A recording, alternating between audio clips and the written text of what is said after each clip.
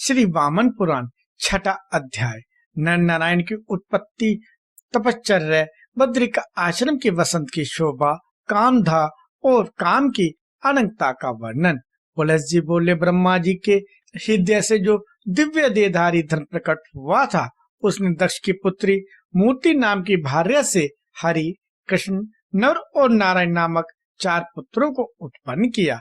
देवेश इसमें हरि और कृष्ण ये तो नित्य योगाभ्यास में निरत हो गए तथा पुरातन ऋषि शांतमन्य नर तथा नारायण संसार के कल्याण के लिए हिमालय पर्वत पर जाकर बद्रिका आश्रम तीर्थ में गंगा के निर्मल तट पर परब्रह्म नाम ओंकार का जप करते हुए तप करने लगे। ब्राह्मण नर नारायण की दुष्कर तपस्या से सारा स्थावर जंगम यह जगत परितप्त हो गया। इससे इंद्र विशुद्ध हो उठे। उन दोनों की तपस्या से अत्यंत व्यग्र इंद्र ने उन्हें मोहित करने के लिए रंभा आदि श्रेष्ठ अप्सराओं को उनके विशाल आश्रम में भेजा। कामदेव के आयुधों में अशोक, आम्र आदि की मंजरियां विशेष प्रभावक है। इन्हें तथा अपने सहयोगी वसंत ऋतु को साथ लेकर वह भी उस आश्रम में गया।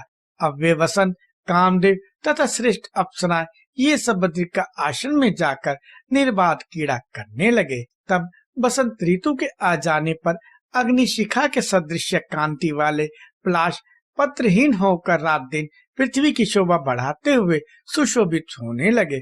मुने बसंत रूपी सिंह मानो पलाश पुष्प रूपी नखों से शिशिर रूपी गजराज को विदिन कर वहां अपना साम्राज्य जमा चुका था। वह सोचने लगा, मैंने अपने तेज से शीत समूह हाथी को जीत लिया है और वह कुंद की कलियों के बहाने उसका उपहास भी करने लगा है। इधर सुवर्ण के अलंकार से मंडित राजकुमारों के समान कुशित कंचनार अमलतास के वन सुशोभित होने लगे। जैसे राजपुत्रों के पीछे उनके द्वारा सम्मानित सेवक खड़े रहते हैं, वैसे उन वर्णित वनों के पीछे पीछे कदम भी सुशोभित हो रहे थे। इसी प्रकार लाल अशोक आदि के समूह भी सहसा पुष्पित एवं उदासित हो सुशोभित होने लगे। लगता था मानो ऋतुराज वसंत के अनुयायी युद्ध में रक्त से लथपथ हो रहे हों। घने वन में पीले रंग के हरिण इस प्रकार सुशोभित हो रहे थे, जिस प्रकार सुहृद के आने से सज्जन आनंद से पुलकित होकर सुशोभित होते हैं। नदी के तटों पर अपनी मंजरियों के द्वारा वे तस ऐसे सुशोभित हो रहे थे मानो वे उंगलियों के द्वारा यह कहना चाहते हैं कि हमारे सदृश अन्य कोई वृक्ष है। देवेश्य जो दिव्य पतली एवं यौवन से भरी वसंत लक्ष्मी उस बद्रिका आश्रम में प्रकट हुई थी, उसके मानो रक्ताशोक ही हाथ, पलाशी चरण, नीलोशोक केशपाश, विकसित कमल मुख और नील कमल ही नेत्र थे। उसके बिल फल मानो स्तन, कुंदुपश दंत, मंजरी हाथ, दुपहिया फूल अधर, सिंधुवार नख, नर कोयल की काकली बोली स्वर, अंकोल वस्त्र, मयूरुत आभूषण, सारस नुपुर स्वरूप और आश्रम के शिखर कर घनी थे। उसके मत हंस गति पुत्र जीव उद्धर वस्त्र और ब्रह्म मानो रोमावली रूप में विराजित थे। तब नारायण ने आश्रम की अद्भुत रमणीयता देखकर सभी दिशाओं की ओर देखा और फिर कामदेव को भी देखा। नारद जी ने पूछा, ब्रह्म से जिसे अव्यय जगन्नाथ नारायण ने बद्रिका आश्रम में देखा था, वह अनंत काम कौन है? पुलस जी ने कहा, यह कंदप हर्ष का पुत्र है, इसे ही काम कहा जाता है। शंकर की नेत्राग्नि द्वारा भस्म होकर वह अनंग हो गया। नारद जी ने पूछा, पुलस जी आप यह बताएं कि देवादिदेव शंकर ने कामदेव को किस कारण से भस्म किया? पुलस जी ने कहा, ब्राह्मण दक्ष पुत्री सती के प्राण त्याग करने पर शिव जी दक्ष यज्ञ का ध्वंस कर जहाँ तहाँ विचरण करने लगे। तब शिव जी को स्त्री रहित देखकर पुष्पावस्त्र वाले कामदेव ने उन पर अपना उन्माद नामक अस्त्र छोड़ा। इस उन्माद बाण से आहत होकर शिव जी उन्मत्त होकर वनों और सरोवर में घूमने लगे। देवेश बाण बधित गज के समान उन्माद से व्यथित महादेव सती को स्मरण करते हुए बड़े अशांत हो रहे थे। उन्हें चैन नहीं था। मुने उसके बाद शिव जी यमुना नदी में कूद पड़े। उनके जल में निमज्जन करने से उस नदी का जल काला हो गया। उस समय से कालिंदी नदी का जल भृंग और अंजन के सदृश कृष्ण वन का हो गया एवं वह पवित्र तीर्थों वाली नदी पृथ्वी के केशपाश के सदृश प्रवाहित होने लगी। उसके बाद पवित्र नदियां सरोवरों, नदों, रमणीय नदी तटों, वापियों, कमल वनों, पर्वतों, मनोहर काननों तथा पर्वत श्रृंगों पर स्वेच्छा पूर्वक विचरण करते हुए भगवान शिव कहीं भी शांति नहीं प्राप्त कर सके। देवेशे वे कभी गाते, कभी रोते और कभी कृष्णांगी सुंदरी सती का ध्यान करते। ध्यान करके सभी सोते और कभी स्वप्न देखने लगते थे। स्वप्न काल में सती को देखकर वे इस प्रकार कहते थे, निर्देव रुको, हे मूढ़े, मुझे क्यों छोड़ रही हो? हे आनंदिते, हे मुग्धे, तुम्हारे विरह में मैं काम अग्नि से दग्ध हो रहा हूँ।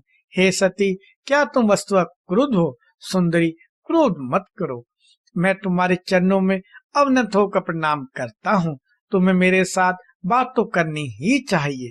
प्रिय, मैं सतत तुम्हारी ध्वनि सुनता हूँ, तुम्हें देखता हूँ, तुम्हें स्पर्श करता हूँ, तुम्हारी वंदना करता हूँ और तुम्हारा परिश्रम करता हूँ। तुम मुझसे बात क्यों नहीं कर रही हो? बाले, विलाप करने वाले व्यक्ति को देखकर किसे दया नहीं उत्पन्न होती।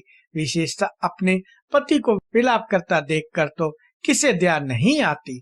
निश्चय तुम अति निर्दयी हो। सूक्ष्म कटी वाली, तुमने पहले मुझसे कहा था कि तुम्हारे बिना मैं जीवित नहीं रहूंगी, उसे तुमने असत्य कर दिया।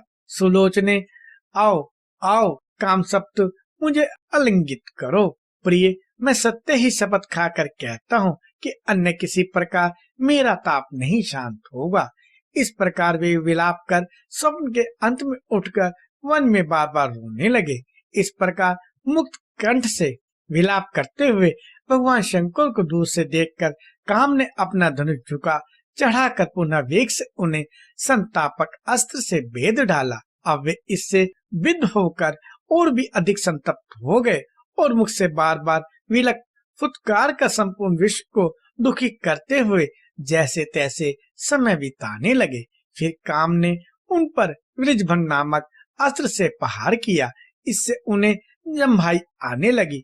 अब काम के बाणों से विशेष पीड़ित होकर जम्भाई लेते हुए वे चारों ओर घूमने लगे। इसी समय उन्होंने कुबेर के पुत्र पंचालिक को देखा और उसको देखकर उसके पास जाकर त्रिनेत्र शंकर ने यह बात कही, भातृव्य, तुम अमित विक्रमशाली हो, मैं जो बात कहता हूँ तुम उसे करो। पंचालिक ने कहा, स्वामी, आप जो कहेंगे देवताओं द्वारा सुदुष्कर होने पर भी उसे मैं करूंगा। हे अतुल बलशाली शिव, आप आज्ञा करें। ईश, मैं आपका श्रद्धालु भक्त एवं दास हूँ। भगवान शिव बोले, वरदायिनी अंबिका, सती के नष्ट होने से मेरा सुंदर शरीर काम अग्नि से अत्यंत दग्ध हो रहा है। काम के वृषभन्न और उन्माद शरों से विद्ध होने से मुझे धैर्य, रति या सुख नहीं प्राप्त हो रहा है। पुत्र, तुम्हारे अतिरिक्त अन्य कोई पुरुष कामदेव से प्रेत वृषभन, संतापन और उन्माद नामक उग्र अस्त्र सहन करने में समर्थ नहीं है, अतः तुम इन्हें ग्रहण कर लो। पुलस्त जी बोले, भगवान शिव के ऐसे कहने पर उस यक्ष कुबेर पुत्र पंचालिक ने वृषभन आदि सभी अस्त्रों को उनसे ले लिया। इससे त्रिशूली को तत्काल संतोष प्राप्त हो गया और प्रसन्न होकर उन्होंने उससे ये वचन कहे। भगवान महादेव जी बोले, पुत्र, तुमने अति भयंकर वृषभन आदि अस्त्रों को ग्रहण कर लिया, अतः प्रत्युपकार में तुम्हें सब लोगों के आनंददायक वर दूंगा। चैत मास में जो वृद्ध बालक, युवा या स्त्री तुम्हारा स्पर्श करेंगे या भक्ति पूर्वक तुम्हारी पूजा करेंगे, वे सभी उन्मुक्त हो जाएंगे। यक्ष फिर वे गाएंगे, नाचेंगे, आनंदित होंगे और निपुणता के साथ बाजे बजाएंगे, किंतु तुम्हारे सम्मुख हंसी की बात करते हुए भी वे योग युक्त रहेंगे। मेरे ही नाम से तुम पूज्य होंगे। विश्व में तुम्हारा पांचालिक केश नाम प्रसिद्ध होगा। मेरे आशीर्वाद से तुम लोगों के वरदाता और पूज्यतम होंगे।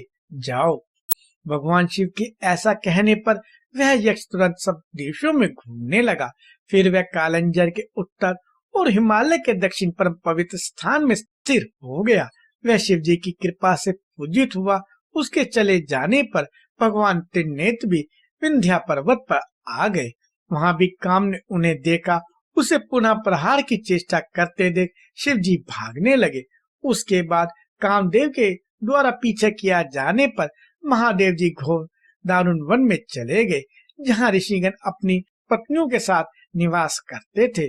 उन ऋषियों ने भी उन्हें देखकर सिर झुकाकर प्रणाम किया। फिर भगवान ने उनसे कहा, आप लोग मुझे भिक्षा दीजिए। इस पर महर्षि मौन रह गए। नारद जी इस पर महादेव जी सभी आश्रमों में घूमने लगे। उस समय उन्हें आश्रम में आया हुआ देख पतिव्रता अरुंधति और अनसुईया को छोड़कर ऋषियों की समस्त पत्नियां शुद्ध एवं सत्यहीन हो गई। पर अरुंधति और अनसुईया पति सेवा में ही लगी रही। अब शिव जी जहाँ जाते थे वहाँ संशोभित कामत एवं मद से विकल इंद्रियों वाली स्त्रियां भी जाने लगी। मुनियों की वे स्त्रियां अपने आश्रमों को सोना छोड़ उनका इस प्रकार अनुसरण करने लगी, जैसे करेणु मद मद गज का अनुसरण करे। मुनि यह देखकर ऋषिगण क्रुद्ध हो गए एवं कहा कि इनका लिंग पृथ्वी पर गिर जाए। फिर तो महादेव का लिंग पृथ्वी को विदीर्ण करता हुआ गिर गया एवं तब निर्लोहित शूली अंतर्ध्यान हो गए।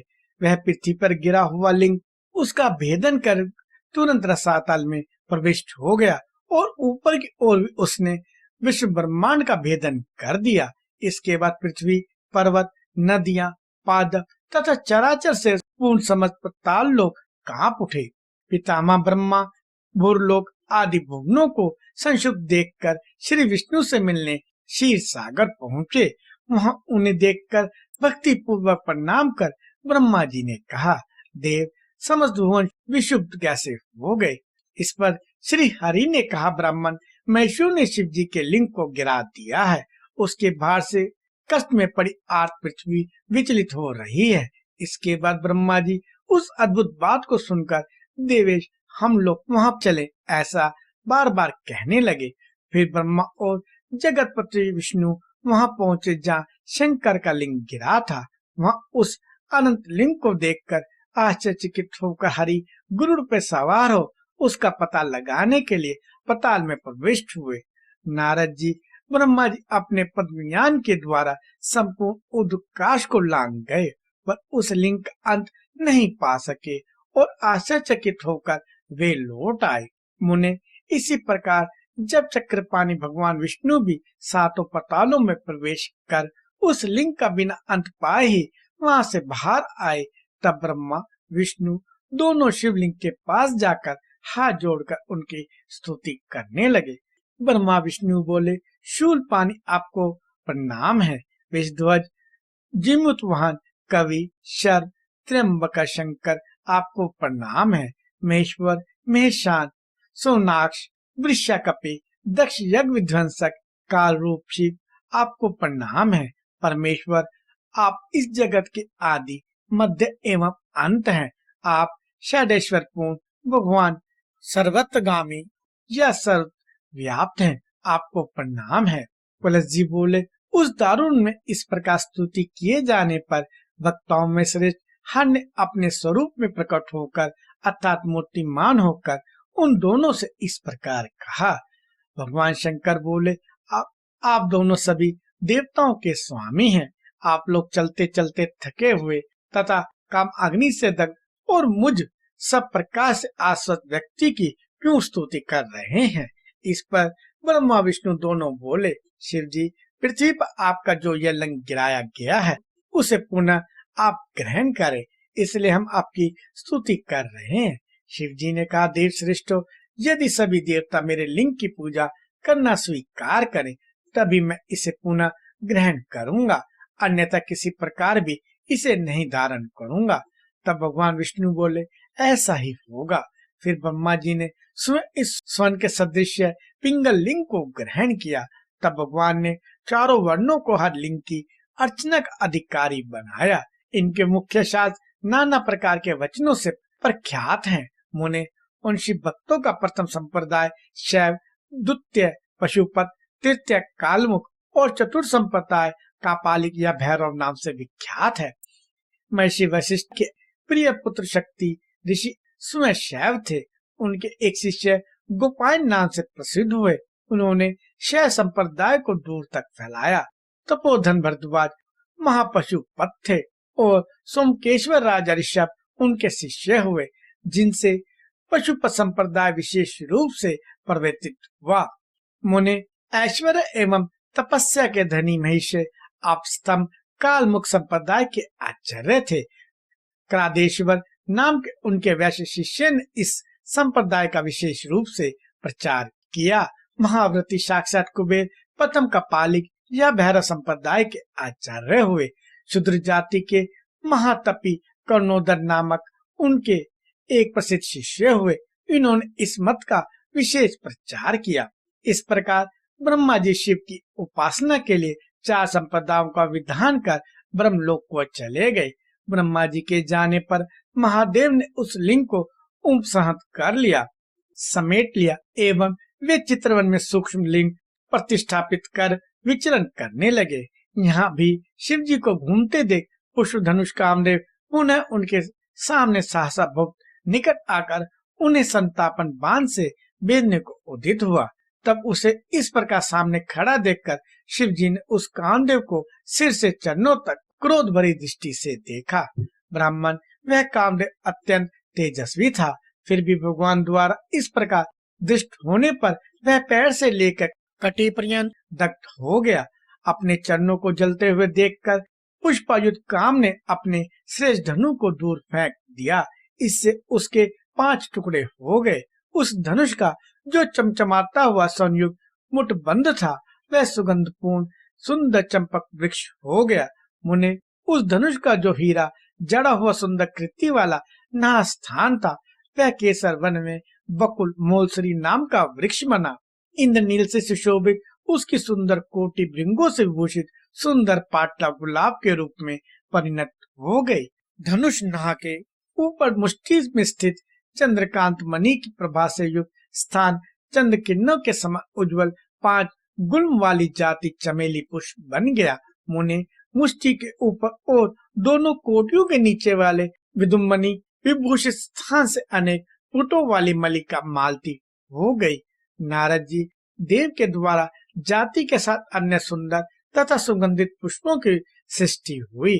उद्धर शरीर के दग्ध होने के समय कामदेव ने अपने बाणों को भी पृथ्वी पर फेंका था। इससे हजारों प्रकार के फल युक्त वृक्ष उत्पन्न हो गए। शिव जी की कृपा से शेष देवताओं द्वारा भी अनेक प्रकार के सुगंधित एवं स्वादिष्ट आम आदि फल उत्पन्न हुए, जो खाने में स्वादुयुक्त हैं। इस प्रकार कामदेव को भस्म कर एवं अपने शरीर को संयत कर समर्थ अविनाशी शिव पुण्य की कामना से हिमालय पर तपस्या करने चले गए। इस प्रकार प्राचीन समय में देव श्रेष्ठ शिव जी द्वारा धनुष बाण सहित काम दग्ध किया गया था। तब से देवताओं में प्रथम पूजित वह महाधनुर्धर देवों द्वारा अनंत कहा गया। इस प्रकार श्री वामन पुराण में 6वां अध्याय समाप्त हुआ।